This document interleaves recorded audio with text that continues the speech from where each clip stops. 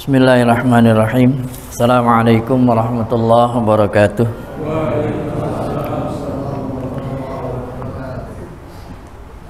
Innal hamdalillah nahmaduhu wa nasta'inu wa nastaghfiruh wa na'udzu billahi min shururi anfusina wa min sayyiati a'malina may yahdihillahu fala mudhillalah wa may yudlil fala hadiyalah. Asyhadu an la ilaha illallah wahdahu la syarikalah wa asyhadu anna Muhammadan abduhu wa rasuluhu la nabiyya ba'dah. Allahumma salli wa sallim wa barik ala sayyidina Muhammadin wa ala alihi wa ashabihi wa mawalah. Amma ba'du.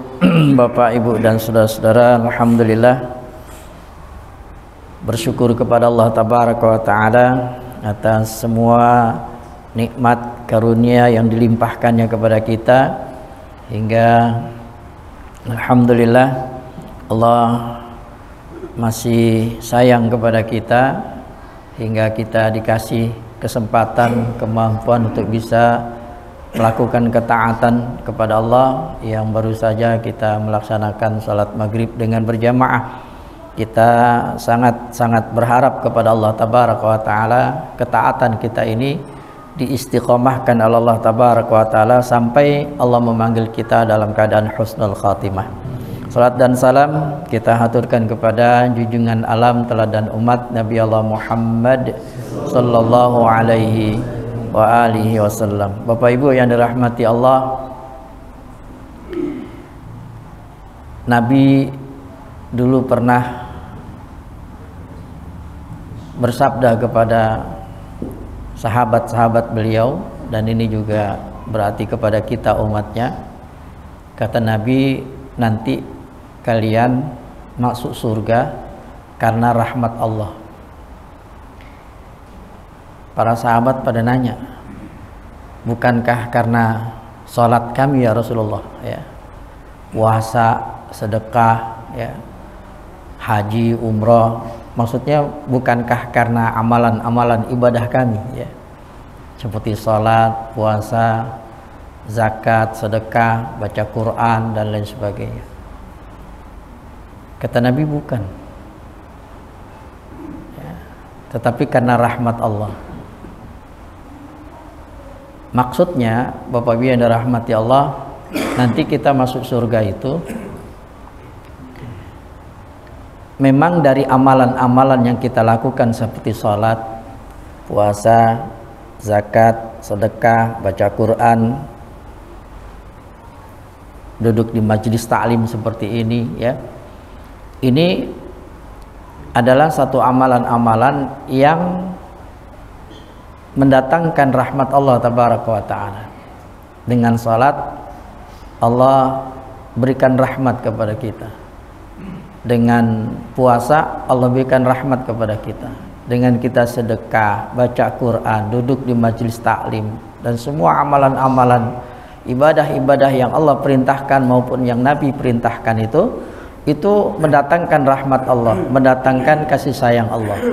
Dengan rahmat Allah itulah Allah masukin kita ke surga. Karena Bapak Ibu yang dirahmati Allah, kalau ngarepin pahala dari sholat kita dikit banget, nggak cukup. Sholat yang kita lakukan tuh lebih banyak agak khusyuknya daripada khusyuknya. Sedekah begitu juga. Sedekah itu ya jujur-jujur aja lebih banyak nggak ikhlasnya daripada ikhlasnya. Ada aja Pak Bu halangannya, ya. Baca Quran begitu juga, ya. Duduk di majelis taklim kayak gini, ya, sama begitu juga, ya. Kalau ngarepin pahala dikit, nggak cukup buat beli surga, nggak cukup buat masuk ke dalam surga kalau ngarepin pahala. Makanya Bapak Ibu yang dirahmati Allah, banyakin amalan-amalan yang mendatangkan rahmat Allah. Banyakin amalan-amalan yang membuat Allah memberikan rahmat kepada kita. Dengan rahmat itulah Allah akan masukkan kita ke dalam surga.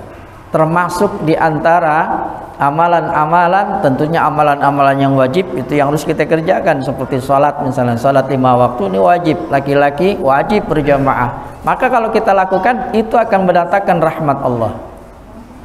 Termasuk duduk di majelis ilmu seperti ini.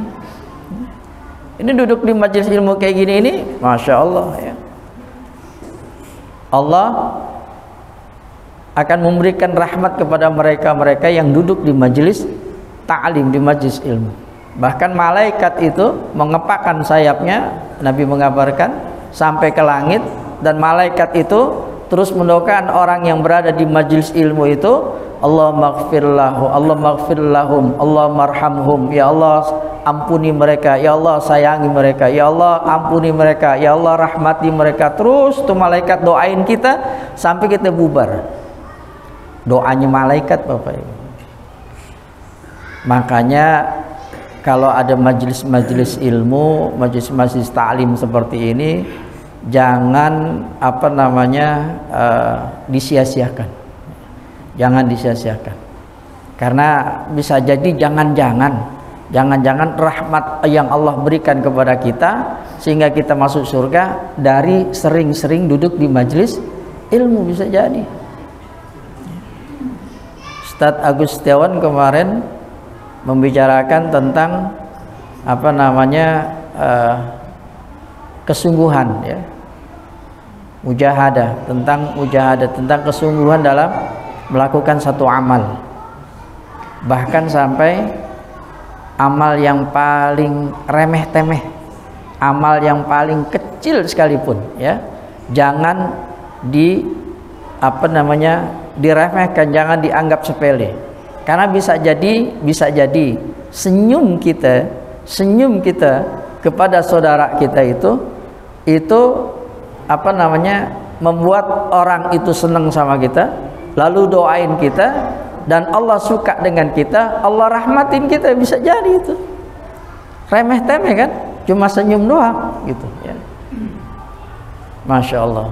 Bapak Ibu yang dirahmati Allah, oleh karenanya sekali lagi, ayo banyakin amalan yang mendatangkan rahmat Allah. Ini pernah kita ngebahas ya di buku Abu Abdurrahman Sultan Ali ya, yang diterjemahkan bukunya ini, amalan yang mendatangkan rahmat Allah Azza wa Jalla.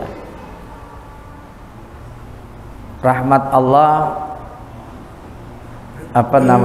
berdasarkan Al-Quran, dan rahmat Allah dari hadis-hadis Nabi SAW. Nanti insya Allah kita coba lagi, ngulang-ulang lagi ya,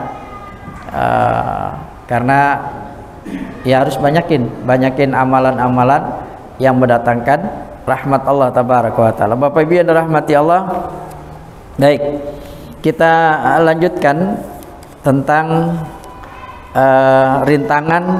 rintangan setelah kematian. Kemarin kita masuk kepada ciri orang yang su'ul khatimah dan husnul khatimah ya. Bapak Ibu yang dirahmati Allah,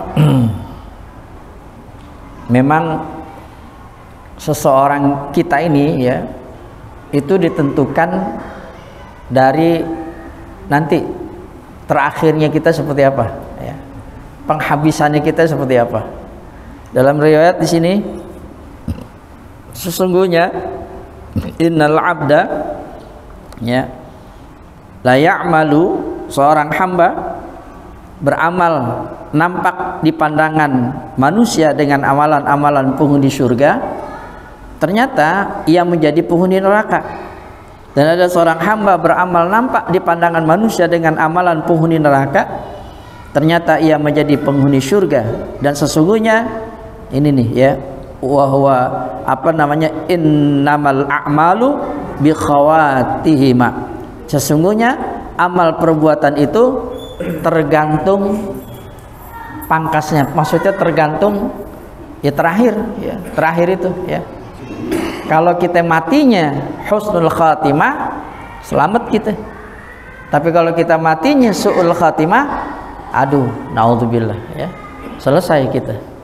Nanti di buku ini dibicarakan cukup panjang lebar nih tentang azab kubur ya. Tentang kubur, tentang fitnah kubur. Allahu Akbar. Ini yang saya kalau baca buku ini tentang itu tuh bikin saya nangis tuh ya. Bapak Ibu yang dirahmati Allah, oleh karenanya pernah Imam Al-Muzani rahimahullah alaih masuk ke rumah Imam Syafi'i ya. Imam Al-Muzani rahimahullah masuk ke rumah Imam Syafi'i rahimahullah alaih tatkala Imam Syafi'i dalam keadaan sakit yang mengakibatkan Imam Syafi'i meninggal dunia. Maka dia berkata kepadanya, bagaimana keadaanmu wahai Abu Abdullah, panggilan dari Imam Syafi'i. Imam Syafi'i menjawab, saya hampir meninggalkan dunia, berpisah dengan teman-teman, berjumpa dengan keburukan amalku. Sebentar lagi aku akan meminum gelas kematian. Aku pasti bertemu dengan Tuhanku dan aku tidak tahu apakah nyawaku berakhir di surga, maka aku akan ucapkan selamat, atau malah masuk neraka, maka aku akan ucapkan bela sungkawa. Coba, sekelas Imam Syafi'i ya, sekelas Imam Syafi'i yang umur 7 tahun sudah hafal Quran. Kita umur 7 tahun aja belum tentu udah bisa baca Quran. Beliau sudah hafal Quran umur 7 tahun ya. Apa namanya, hadis, ribuan hadis beliau hafal ya. Beliau seorang yang apa namanya dalam keadaan sampai meninggal dunia dalam keadaan tidak mempunyai seorang istri ya, lajang. Dan subhanallah muridnya luar biasa. Beliau sangat tawadhu, luar biasa Bapak Ibu yang dirahmati Allah. Tapi ternyata Imam Syafi'i pun nggak yakin kalau nanti dia mati, matinya dalam keadaan husnul khatimah. Apalagi kita, apalagi kita. Allahu Akbar. Bapak Ibu yang dirahmati Allah, Imam As-Suyuti rahimahullah alaih berkata, sebagian ulama menegaskan bahwa sebab-sebab su'ul khatimah, semoga kita dilindungi oleh Allah tabaraka wa taala, didominasi oleh 4 kebiasaan. Ya, ini apa terakhir di sini kalau salah waktu itu ya. Yang pertama, teledor dalam mengerjakan sholat. Ya, teledor dalam mengerjakan sholat. Teledor itu gimana ya? Apa sih teledor itu? Ya, iya semau-maunya. Ya, ya. Seenaknya aja, seenak undelnya kalau orang Betawi bilang ya. Semau-maunya aja teledor ya, nggak nganggap penting sholat ya, tidak menganggap penting sholat. Yang kedua yaitu meminum khamr. Ini Utsman bin Affan radhiyallahu anhu pernah berkata, jauhilah khamr karena dia induk kejahatan. Ada seorang hamba ahli ibadah sebelum kalian, ada seorang wanita terpikat dengannya, maka dia mengirimkan kepadanya seorang budak wanita dan dia berkata kepadanya, ini kata Utsman bin Affan radhiyallahu anhu, kami mengundangmu untuk suatu kesaksian. Dia berangkat bersama wanita tersebut, maka wanita itu masuk ke dalam kamar dan menutup pintunya, lalu dihadapkan kepada seorang wanita yang sangat cantik. Dan dia berkata, saya mengundangmu bukan untuk suatu kesaksian, namun agar kamu mau melayani keinginan nafsuku, atau minum secangkir khamar, atau membunuh anak kecil ini. Maka hamba ahli ibadah itu berkata, tuangkan untukku segelas khamar. Maka wanita itu menuangkan segelas khamar. Maka ia berkata, tuangkan untukku khamar. Dia terus menerus minum khamar hingga berzina, membunuh anak tersebut. Maka hindarilah khamar, demi Allah tidaklah berkumpul keimanan dan kebiasaan minum khamar, melainkan hampir-hampir salah satunya tidak akan bertahan pada diri pelakunya. Melayaniku, minum khamar, atau bunuh anak ini ya. Orang ahli ibadah ini bingung nih milih di antara 3 ini ya. Ngelayanin perempuan berzina ya, membunuh anak, wah bahaya. Akhirnya dipilih minum khamar. Dengan diminum khamar dia berzina, dia bunuh tuh anak itu. Allahu Akbar. Bapak Ibu dirahmati Allah, jauhi khamr, ya. Jauhi khamr. Jangan sekali-sekali coba-coba minum khamr, ya. Kalau udah coba sekali kayak rokok. Khamr itu kayak rokok, candu, ya, bisa kecanduan, ketagihan, ya. Dan ini yang dikatakan oleh Utsman bin Affan induknya kejahatan. Yang ketiga, sebab-sebab su'ul khatimah yaitu durhaka kepada kedua orang tua. Durhaka kepada kedua orang tua. Saya anak-anak ini kan alhamdulillah nih, ya, ayat-ayat pilihannya udah sampai surat Al-Isra, ya. Dengan ngapalin surat Al-Isra, wa qadara rabbuka alla ta'budu illa, dari situ, ya. Dan kita biasa ngajarin mereka ayat pilihannya itu sambil nggak harus hafal terjemahannya, nggak, maksudnya ngerti, ya, ngerti tentang makna ayat-ayat yang dia baca itu, ya. Kita kerangin di situ. Itu kan di ayat itu wa qadara rabbuka alla ta'budu illa iyyahu wa bil walidaini ihsana imma yablughana indakal kibara ahaduhuma aw kilahuma fala taqul lahuma. Itu Allah, ya, menyuruh kita, fala taqul lahuma, jangan kau katakan kepada keduanya, maksudnya kepada bapak ibu kita, orang tua kita itu, uf.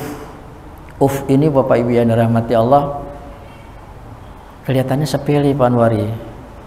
Anak-anak sekarang ini semuanya hampir itu mengucapkan uf itu, ya. Anak-anak sekarang. Bahkan jangan-jangan dulu saya juga kali, ya. Mungkin saya lupa aja gitu, ya. Uf itu apa sih? Ih. Kalau ada anak kita suruh lalu dibilang, bapak orang lagi enak, mana sih? Itu uf. Itu uf dalam bahasa Arabnya uf. Bahasa Indonesia itu gerendengan. Nah itu tuh, ya, lebih ininya tuh gerendengan. Jadi kalau ada anak disuruh sama orang tuanya, ya, dimintain tolong sama orang tuanya, dia gerendengan, itu udah masuk kategori uf. Dan Allah ngelarang itu, fala taqul lahuma uf. Dan larangan Allah ini bisa mendatangkan durhaka kepada orang tua. Serem Bapak Ibu. Dan durhaka kepada orang tua ini salah satu penyebab orang mati dalam keadaan su'ul khatimah. Ringan kelihatannya. Nah, anak-anak kita sekarang nih, ya Allah, serem Bapak Ibu, ya.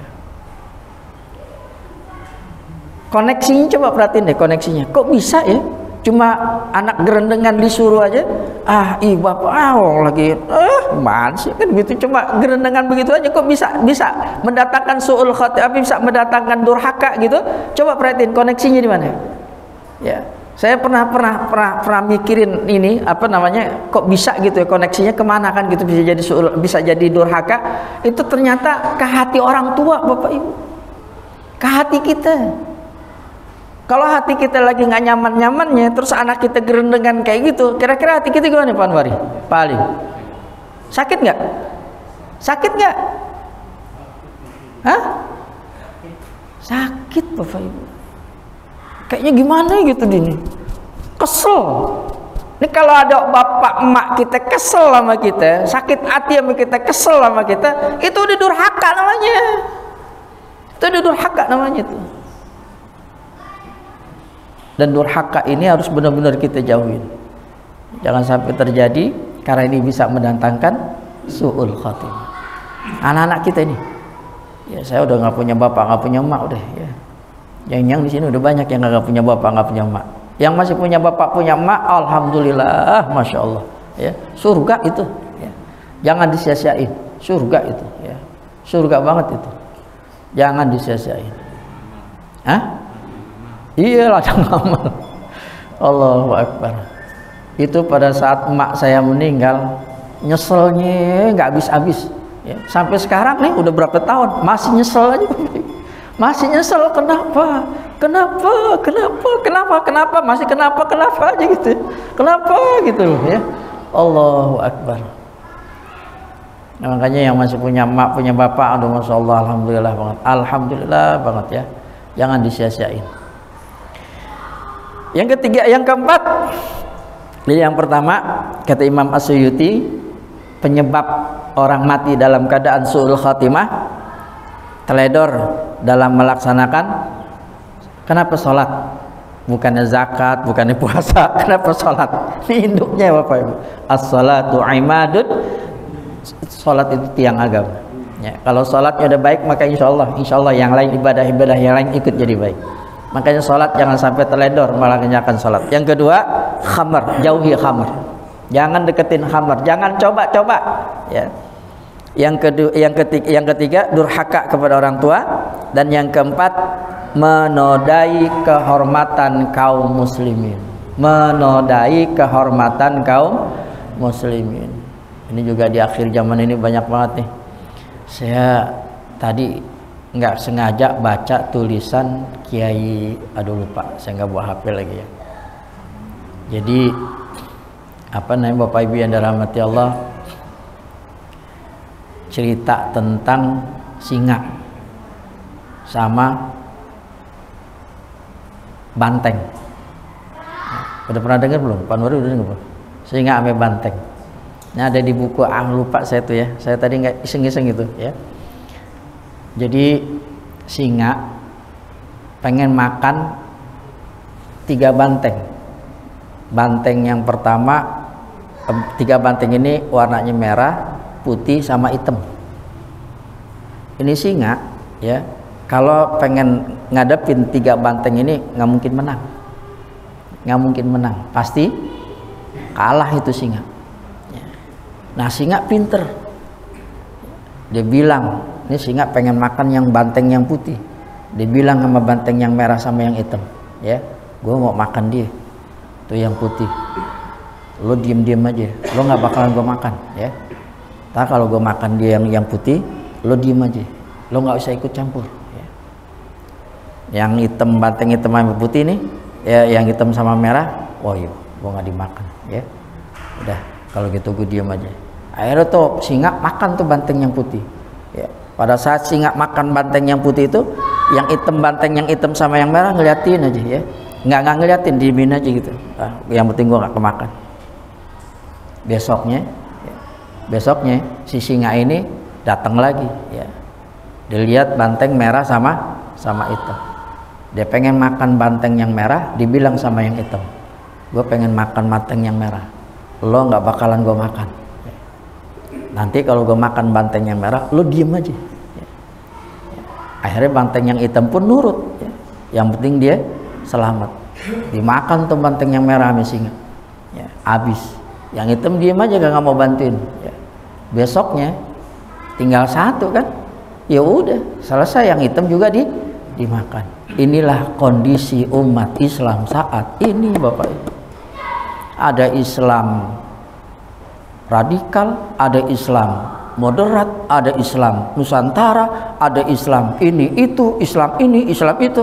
Itu ibaratnya singa-singa ya, singa-singa kafir itu yang lagi pengen mecah belah umat Islam. Dijadiinlah kita radikal lah, moderat lah, Nusantara lah, ini itu dan segala macam, yang pada dasarnya pengen semuanya dimakan, dihabisin. Yang radikal bilang yang moderat tuh apa, ngapain moderat ya, dikafir-kafirin yang moderat. Yang moderat bilang terlalu radikal kan gitu ya. Akhirnya pada nyelamatin diri, yang moderat nyelamatin diri, yang radikal nyelamatin diri, yang Nusantara ngarep yang begini yang begitu, Islam begini, semua ngarep pada nyelamatin diri masing-masing. Sekarang kondisinya di Indonesia, benar Pak Alim kayak gitu ya? Benar apa enggak? Sekarang persis kayak gitu. Sebenarnya pengen kita nih umat Islam di Indonesia ini pengen dimakan semua, pengen dihancurin semua. Yang dihancurin bukan yang radikal, bukan yang moderat, bukan yang Nusantara, bukan yang apa segala, bukan. Islamnya itu yang mau dihancurin. Islamnya itu yang mau dihancurin. Ya. Nah, kata Imam As-Suyuti, salah satu penyebab orang mati dalam keadaan su'ul khatimah itu dia, ya, yaitu menodai kehormatan kaum muslimin. Jadi jangan Bapak Ibu, kita ini apa namanya, innamal mu'minuna ikhwatun. Kita ini bersaudara. Mau yang radikal, mudat segala macam, mau NU, Muhammadiyah, mau apa, pokoknya yang penting kita bersaudara, titik, udah ya. Yang penting kita udah bersaudara, dipersaudarakan Allah oleh dengan apa? Dengan kalimat thayyibah la ilaha illallah. Udah ya. Nggak usah nyalain, nggak usah begini begitu, nggak usah. Seneng tuh si singa kafir itu ya, yang pengen ngancurin Islam. Kalau kitanya gontok sekarang ini ada lagi tuh yang PWI, LS apa segala macam, Allahu Akbar. Pada nggak sadar semuanya itu bahwa mereka pengen ngancurin Islam. Dan dengan cara kita jelek-jelekin saudara kita sesama muslim, itu bisa menjadi penyebab kita nanti matinya dalam keadaan su'ul khatimah, na'udzubillah, tsumma na'udzubillah. Bapak Ibu yang dirahmati Allah, si pengarang kitab ini begini ya, ini saya ngasih konklusi kesimpulan.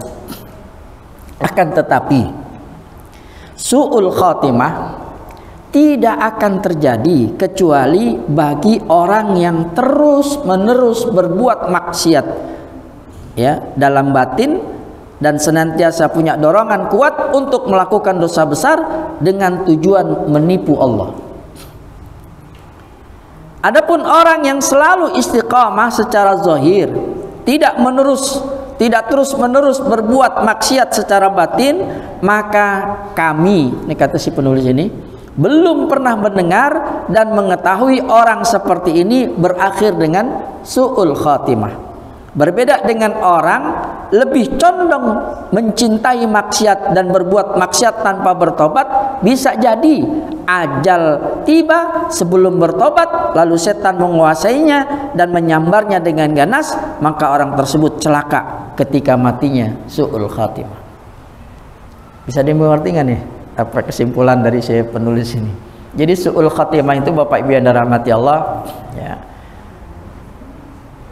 orang kalau udah maksiat begitu, kayaknya udah mendarah daging maksiatnya gitu ya, bisa jadi orang ini ya terlambat bertobat, lalu akhirnya dikuasai sama setan dan mati dalam keadaan su'ul khatimah. Tapi kalau ada orang masih sholat gitu ya, apalagi yang istiqomah sholatnya, insya Allah lah kan gitu ya.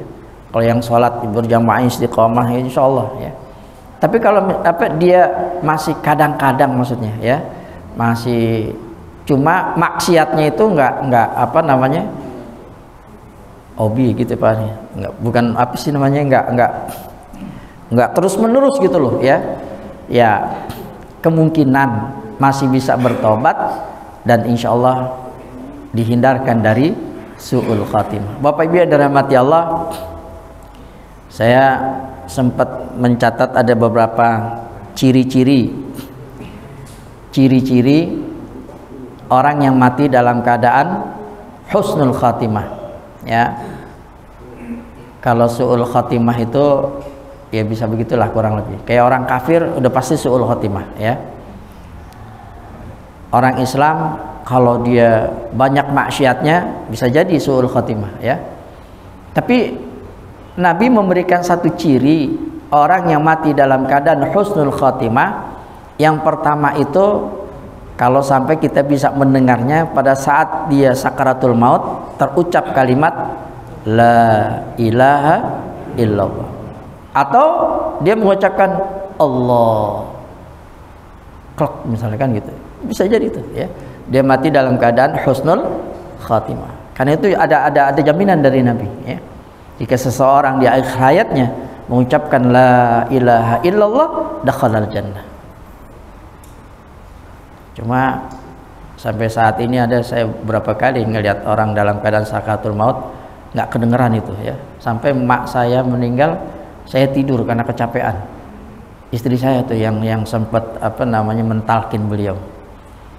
Ya, dan itu pun apa namanya, istri saya pun nggak apa namanya, nggak jelas gitu loh ya, nggak jelas, kedengaran lohnya nggak begitu jelas, karena memang kemarin saya sudah katakan orang dalam sakaratul maut itu dalam benar-benar dalam keadaan sakitnya luar biasa, payahnya luar biasa, nggak punya kekuatan, yang keluar dari mulutnya cuma gitu doang. Saking beratnya sakaratul maut itu. Bapak Ibu yang dirahmati Allah, makanya jarang ya Pak Anwar ya. Pernah nemuin nggak Pak sakaratul maut, ada orang sakaratul maut itu dia mengucapkan la, apalagi jelas la ilaha illallah gitu. Allahu Akbar. Hebat banget tuh, Masya Allah tuh ya. Di TV di sinetron. Allahu Akbar. Masya Allah. Bapak Ibu yang dirahmati Allah, yang kedua, nah ini yang mungkin bisa kita ciriin. Jadi kata Nabi, ini hadisnya rawinya banyak nih ya, yang diriwayatkan oleh Imam Tirmidzi, Imam Ahmad, Hakim, apa namanya, Ibnu Majah, Ibnu Hibban ya. Ini dari sahabat Abdullah bin Mas'ud. Nah, Abdullah bin Mas'ud ini mendengar dari Nabi sallallahu alaihi wasallam, kata Nabi, mautul mukmin ya, matinya orang beriman, mautul mukmin, matinya orang beriman, bi araqil jabin, dengan kata Nabi sallallahu alaihi wasallam ya, berkeringat dahinya ya. Mautul mukmin, matinya orang beriman itu bi araqil jabin, dengan berkeringat dahinya. Nah ini bisa nih ya dijadiin apa namanya, apa ya, ciri lah ya. Jadi kalau ada saudara kita meninggal dunia, lihat di keningnya tuh ya, ada keringat nggak? Biasanya kayak apa sih namanya tuh ya, begitu ya, macam-macam lah ya. Ada yang kelihatan banget keringatnya, ada yang biasa-biasa aja ya, judulnya berkeringat ya. Nah itu bisa dicirikan bahwa orang itu mati dalam keadaan husnul khatimah ya. Atau yang ketiga, ciri yang ketiga itu, ini hadis ya yang diriwayatkan oleh Imam Ahmad bin Hanbal. Kata Nabi sallallahu alaihi wasallam, ma min muslimin ya, tidaklah seorang muslim yamutu, meninggal dunia, mati ya, yaumal jum'ati, pada hari Jumat, au lailatal jum'ati, atau malam Jumat, hari Jumat atau malam Jumat, kata Nabi, illa waqahullah fitnatal qabri, kecuali pasti Allah menghindarkannya dari siksa kubur. Ada yang nanya, tuh banyak maksiatnya dia, orang Islam nih, jago maksiat, tapi matinya malam Jumat kan gitu. Pernah nemuin apa enggak? Hah? Nah itu gimana nih dengan hadis ini ya, Bapak Ibu yang dirahmati Allah? Maka kembali kepada apa namanya, ciri yang pertama ya, yaitu kalimat la ilaha illallah keluar enggak, atau berkeringat apa enggak ya. Karena Bapak Ibu yang dirahmati Allah, hadis ini Nabi mengatakan ma min muslimin ya, tidaklah seorang muslim, ini bukan ma min mukminin tapi muslimin ya, orang Islam Bapak Ibu ya. Jadi orang Islam di sini tentunya apa namanya, perasaan baru sebentar udah bisa ya Allah. Baik Bapak Ibu yang dirahmati Allah, alhamdulillah emak saya meninggal malam Jumat ya, itu sekitar jam 2-an kalau salah, jam 2 malam. Alhamdulillah, mudah-mudahan beliau husnul khatimah. Amin. Itu apa namanya, apa ya, menjadikan satu ciri ya, menjadikan satu ciri. Waktu itu saya belum tahu tentang hadis tentang berkeringat, jadi saya nggak periksa keringatnya. Nah sekarang ini kalau ada saudara kita meninggal bolehlah ya dilihat apa di jidatnya kan gitu. Tadi dia sebelum meninggal pada sakaratul maut mengucapkan kalimat Allah atau la ilaha illallah, dan meninggalnya dia hari apa? Karena memang tapi nggak juga Nabi lahir hari Senin, meninggal hari Senin kan gitu ya. Lalu gimana dong, kan enggak lah, kan Nabi beda kan gitu. Ini maksudnya Nabi cuma ngasih tahu begitu mulianya hari Jumat, malam Jumat itu, sampai Nabi mengatakan mereka yang seorang muslim yang meninggal di malam Jumat, di hari Jumat, Allah bebaskan dari siksa kubur. Artinya apa namanya, jaminan dari Nabi SAW ini menunjukkan begitu mulianya, begitu apa namanya,